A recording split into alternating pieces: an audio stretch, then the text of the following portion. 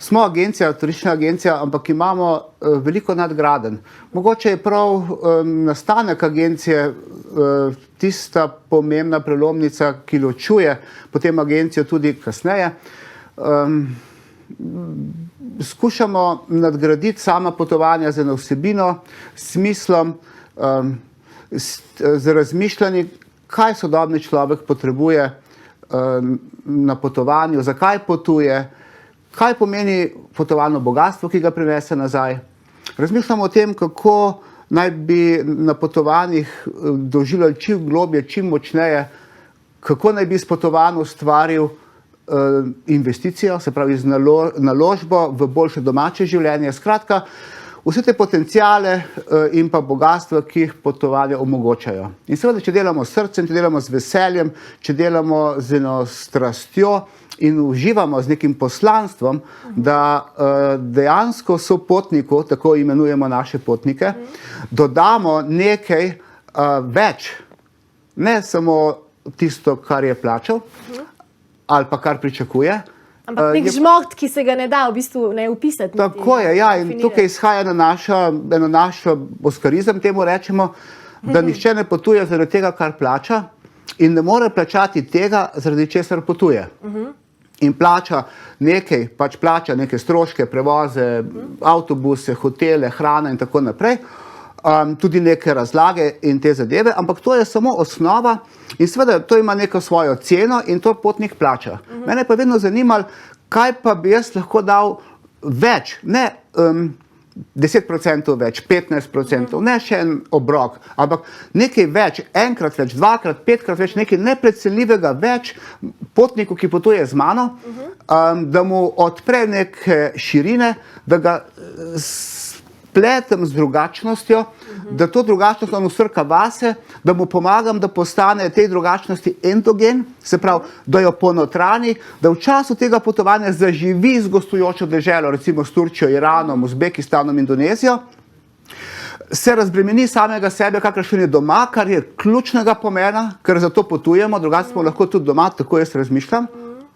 In potem, ko on zaživi, se vživi, se v njega odpre in steče en tok te drugačnosti, ki jo gostujoča dežela ima za nas.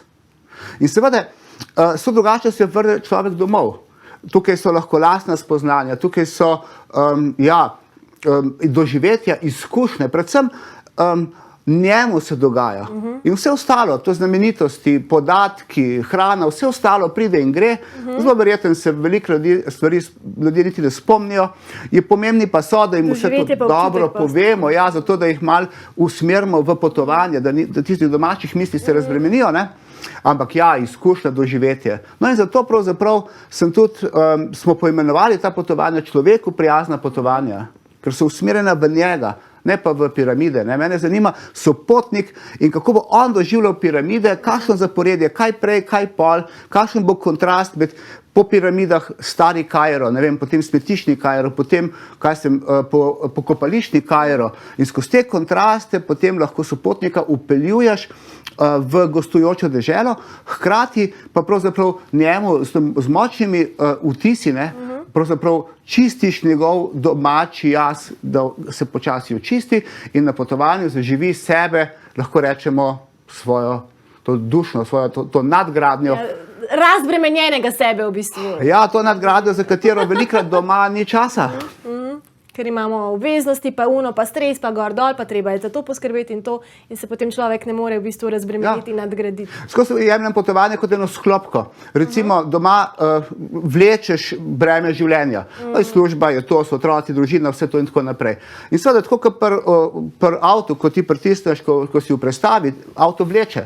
Ampak seveda potem pa pride čas, pritisneš na sklopko, zobniki se razklenejo. Evo, potovanje. Dobra primerjava. Bremena odvržeš, lahko zamenjaš zobnike in jih postaviš v novo konstelacijo in kar je smisel potovanj, se mi zdi, da ko priješ domov, priješ v naslednji prestavi, ne pa v isti.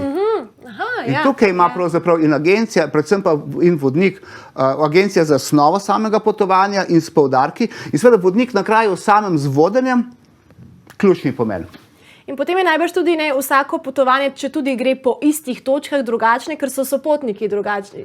Ja, no, to je ena taka prispodoba, ki se meni tudi pojavlja, da je potovanje kot film. In dejansko mi imamo, sopotniki so glavni igralci. In vsak je svoja karakterna vloga. On igra sebe na potovanju in bolj, ko igra sebe, močnejše je za njega potovanje. In hkrati, bolj, ko vsi igralci igrajo sebe, potem celotna skupina pade skupaj in igramo, smo izjemna zasedba. Gostujoča dežela je scena, kulisa in je ful pomembna, ali je to kulisa Sinajska puščava, ali je zahodna Turčija, ali je nek Iran, ali je pa recimo neka tropska Indonezija ali pa pač. Program potovanja je scenarij. In kakšen scenarij imaš? Je tako to bi lahko bila klasika, limonada, avanturistično potovanje, lahko bi bil Livingstonsko raziskovanje izvira Nila, lahko bi tudi srhljivka, če bi to bilo smiselno, ne? Lahko je psihološka zgodba, skratka, to je scenarij.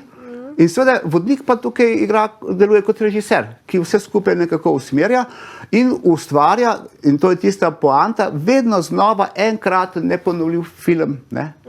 Kombinira, spleta deželo, sceno na vseh nivojih, na vidnih in nevidnih, človeka na vseh nivojih, na vidnih in nevidnih, program potovanja kot gibanje in dinamika, ta scenarij na vidnem in nevidnem, ne?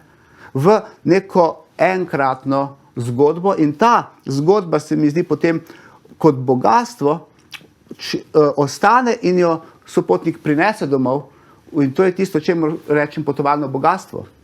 In to potem ostane desetletja do konca življenja, še vedno se srečujemo z ljudmi. Zdaj sem srečal enega, tukaj, ko sem vas čakal pred studijem, srečal enega, 20 let se nisem videla, v trenutku sva padla noter v tisto Turčijo, ki sva leta 2000 skupaj prepotovala. V bistvu začela se je zgodba leta 1996. Takrat sem jaz, osnovna ideja je nastala pravzaprav na Sulaveziju. To je en otok, osrednji otok, Celebes se mu reče Sulavezij, kjer sem jaz preživel takrat, ko sem dal odpoved prejšnji službi in pač moje ekonomiji, pač turizmu in pa tudi letalstvu, kjer sem prej delal. Sem šel na pol leta raziskovati samega sebe, kaj bi v življenju počel. No in takrat je nastala ta osnovna ideja, kaj bi jaz počel. Že prej, ko sem kot študent v 80-ih letih na štop potoval po Evropi v glavnem in pa tle Maroko in Turčija, ker več ni bilo niti denarja, na štop, tisto skromno gremo z eno močno strastjo iti ven in samo izkušati, sem ugotovil, da pravzaprav, vsaj zame, moja osebna izkušnja je bila, da to ni fora v, ne vem, v Eifflovem stolpu, v teh znamenitostih v muzejih. Pravzaprav, ko sem gledal ljudi pred muzejem, so bili precej taki, brez energije. Malo zombijasti. Ja, in potem sem jaz ful to doživljal in to sem jaz prišel domov in sem mojim prijateljem in znancem razlagal, to se mi zgodilo, taf, in kar naenkrat tako, in ljudje so me poslušali in so rekli, mi bi tudi tako. No in to je bilo že takrat, se pravi na faksu, pa še v srednji šoli, no, potem na faksu. In potem, ko sem se na Sulaveziju jaz odločil, kaj v življenju bi počel, kje je moje srce. Nekako finance so bile razumski pogled, se pravi denar in tako dalje, srce je bilo po potovanjih. In sem jaz rekel, ne, jaz imam nekaj, kar bi lahko ljudem dal. In jaz sem začel taka potovanja delati, da lahko dam tisto, kar je moje. Seveda potem sem se mogel naučiti zgodovino in vseh teh podatkov in logistike in hotele in tako naprej, ampak to je že šlo. Srž je bilo pa tisto, kar je... Ja, kako bi sebe lahko uresničil, kako bi ljudem dal tisto in sem si rekel, da če ustanovil bom agencijo Oskar in bom probal na ta način. In če bo ratal, če bo ljudje zadovoljni, pol bom šel naprej, če pa ne, grem pa lahko pač v neko drugo agencijo in delam za šalterjem ali pa tako, kot vsi ostali počnejo. No, ko sem jaz začel to sam voditi in so ljudje začeli, in je bilo ljudem to všeč.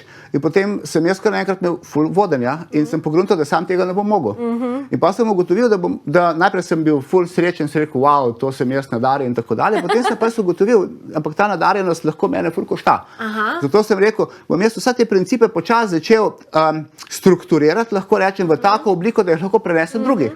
In tako je nastala vodniška šola agencije Oskar, ki je izjemna, lahko rečem, in dejansko uči, kako to, kar sem vam zdaj razlagal, izpeljati.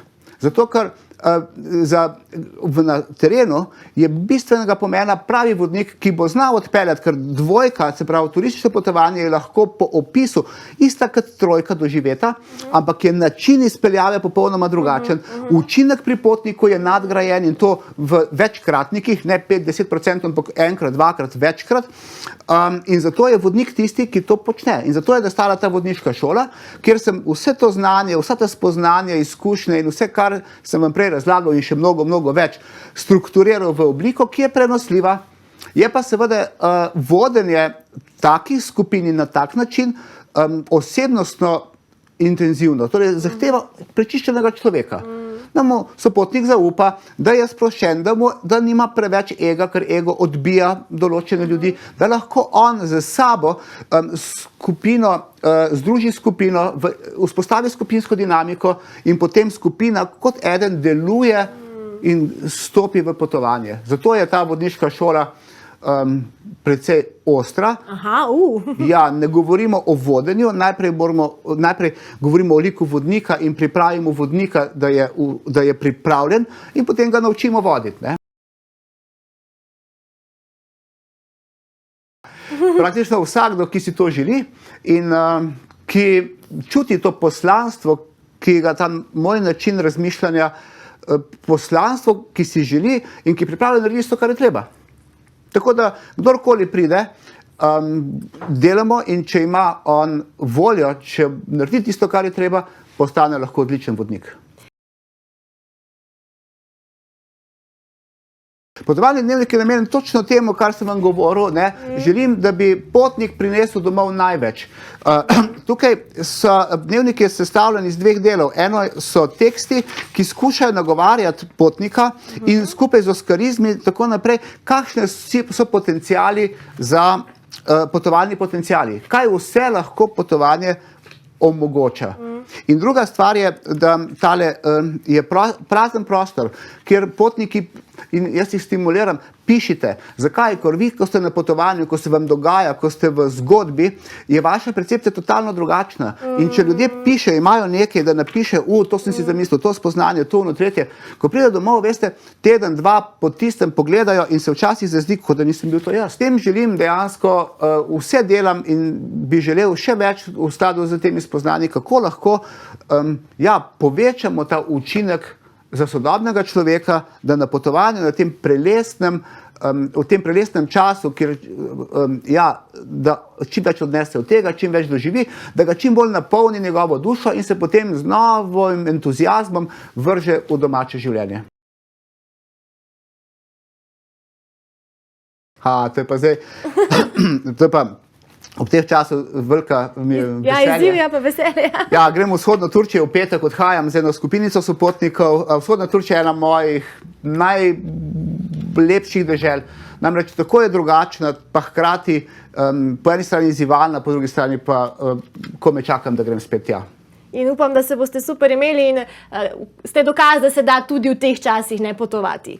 Seveda, z vsemi previdnostmi, tako kot pametno počnemo, bo pa to potovanje gotovo še bolj zanimivo in izjemno, ker v teh pogojih je potovanje že iz psihološkega vidika, tisti, ki je šel... Je že skoraj na 5 stopni, ne? Pravzaprav je odhod, je samo potovanje zaključna faza celotne zgodbe, ki se je začela že ob prijavi, ne? Ja.